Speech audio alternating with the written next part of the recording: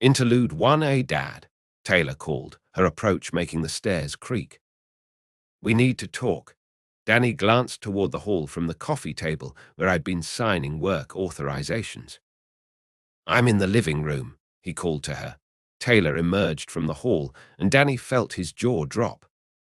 His little girl, who'd only 2 hours ago gone up after dinner, was wearing some kind of armor which seemed to shimmer silver, as though reflecting moonlight. In her right hand was a long spear, its tip shimmering blue, which she carefully held low to avoid slicing into the ceiling. She came to a halt just inside the room. Danny Hebert stared, trying to find his voice. "Don't worry," she said, and there was a laugh in her voice. "I have time. You're a cape." Danny felt the quaver in his voice even before it emerged. Taylor nodded, her bushy hair bobbing where it emerged from the helmet like a plume. "Yes," she said. "How?" he asked weakly. "When?" "The locker," she said softly, and his heart froze. "Oh, Christ, Taylor," he murmured. "I'm so sorry." "Don't be," she said, and her voice was gentle. "It wasn't your fault." Danny ignored that particular lie for the moment. "And you made that?" "Yes," she said. "I'm a tinker, Dad. I made my armor, and my spear, and my rings."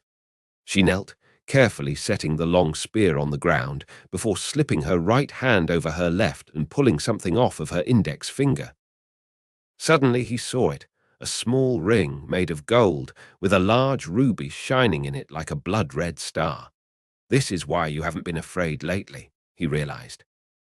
"This is why you've been so confident these past few days. You have powers. You can fight back." "Fighting back," Taylor said, slipping the ring back on, "would be a very bad idea. At least if I did it directly. Before, the best they could do was punish me for fighting on school grounds. Now, I could get charged with assault with a parahuman ability.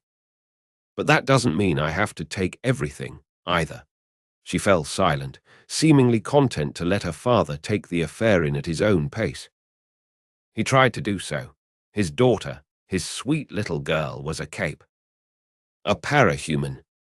A class of person who regularly threw themselves into life-threatening danger, whether for personal gain or for selfless reasons. She'd been put under so much stress by those 3 monsters at her school that she'd come out changed. He'd known that already, but to have that change thrust before him in such a direct and concrete way was startling. Painful, so he stopped, trying to figure out what to say. "What are you going to do?" he asked. "I want to join the wards," she said promptly. "At least for now. I need allies, and my options there are the wards, villains, or trying to start up my own team. I don't like the second option, and the third is too dangerous right now." "The ABB will be gunning for me." Danny tensed. "Why?" he asked slowly. "Will the ABB be gunning for you?" She smiled wryly. "Because last night I helped Armsmaster take down Lung," she said. Danny thought his eye might be twitching. "You what?" he asked. "I went out in costume for the first time on Saturday," she said quietly, evenly. "I stopped a robbery and scared off some villains. Then, yesterday, I ran into Lung and the ABB. They were going to kill kids, Dad. I couldn't stand by. So I got my hands on a phone, called the Protectorate, and distracted Lung until Armsmaster got there. You fought Lung." His voice was hoarse and weak with horror. "And I won, Dad." Hers, however, was firm. "I won. Sure, I only won because Armsmaster got there in time. But a win is a win. I'm strong. I can help people. I have to try." Danny fell back against the couch, his core giving out, leaving him sprawled and spread over the seat. "Please, Taylor," he implored. "Be more careful. I can't lose you. Believe me, Dad," she said with a chuckle. "I'd prefer not to die, too. Which is why I'm going to join the wards. It's the safest option for me, right now, if I want to actually contribute and not just hide away and do nothing." "And I can't do nothing." He met her eyes. She wasn't wearing her glasses, but her gaze still seemed sharp and clear. Part of her powers, perhaps. Just promise me, he begged. Promise me you'll be careful.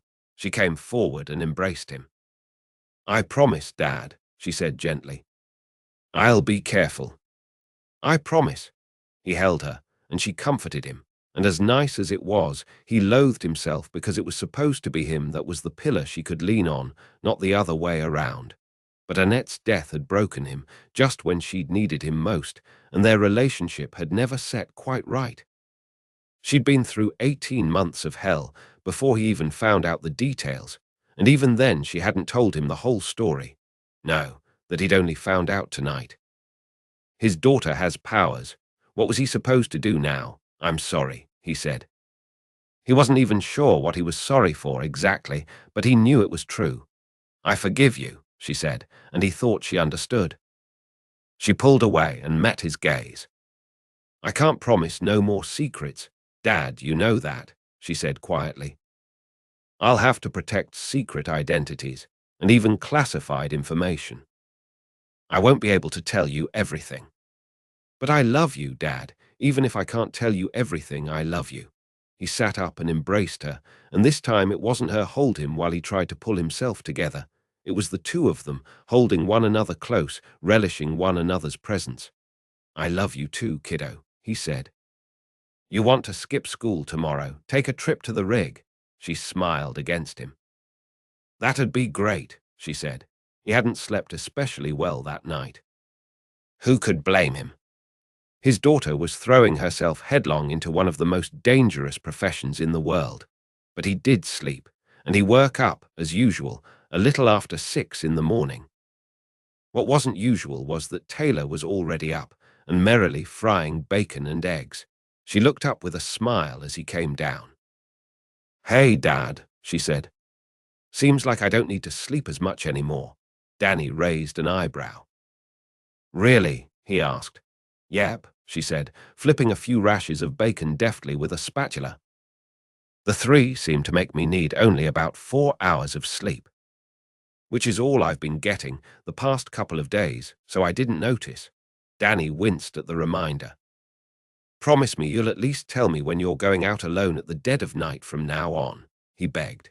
She smiled at him. I doubt it'll be a problem, she said, at least for a little while. I'll be a ward, remember.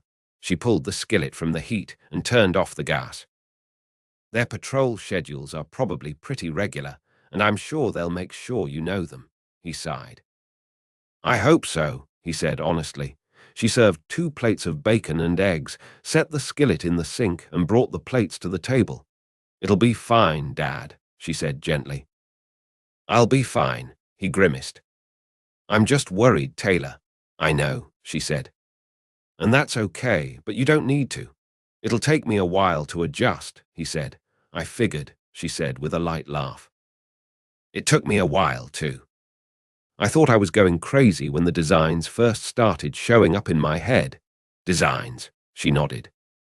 How to make them, the rings and the weapons and the armor, she said. I thought I was hallucinating or losing my mind. Apparently that happens to a lot of tinkers. They lose their minds, he asked, startled. She laughed. No, they think they are, she said. When the designs start coming. I can't really describe it.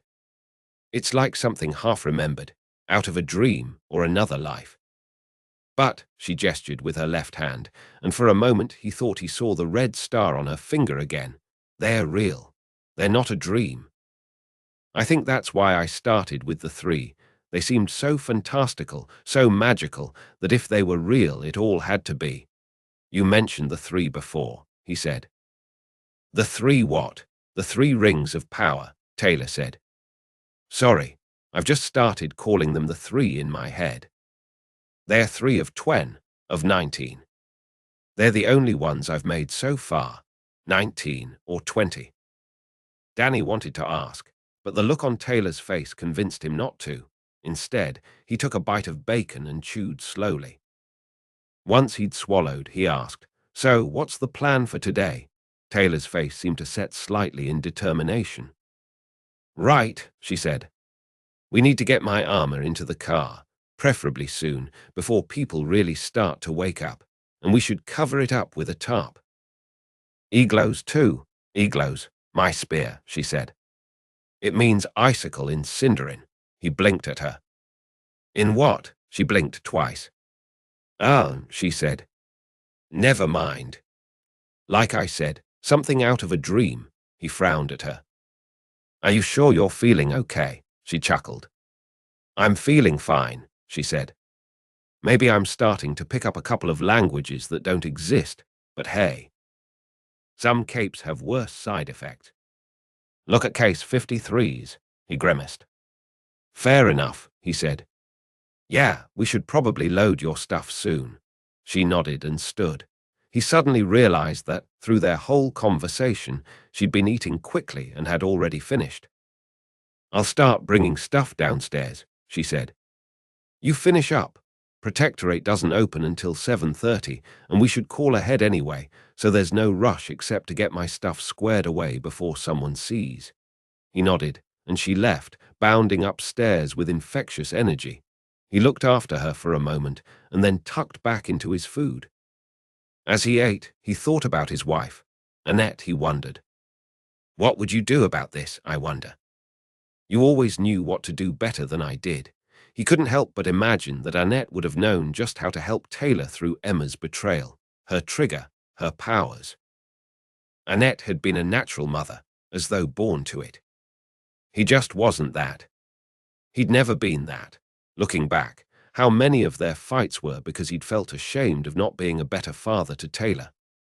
How many could have been avoided if he'd just gotten over himself?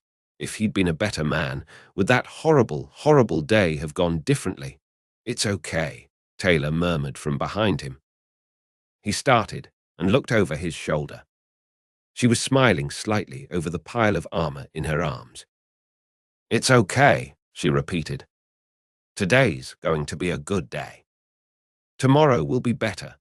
Taylor seemed almost to glow, as if peering in as a ray of sunlight through a parting in the clouds. Despair fell away, shame receded, and all that was left was hope, she said lightly. My favorite of Naria's powers. What is this? He asked, and his voice was awed. Hope, she said simply. That's it. That's it, she chuckled. It's wonderful, isn't it? He laughed, and his voice was raw. It really is, he said. You shouldn't have to be my therapist, she grinned. I'm the one with powers, she said, turning and starting to walk out the door, her armor clinking in her arms. Can you go downstairs and grab a tarp? Yeah, he said, standing and taking up his empty plate. Be right back. And as he set his empty plate in the sink, he smiled.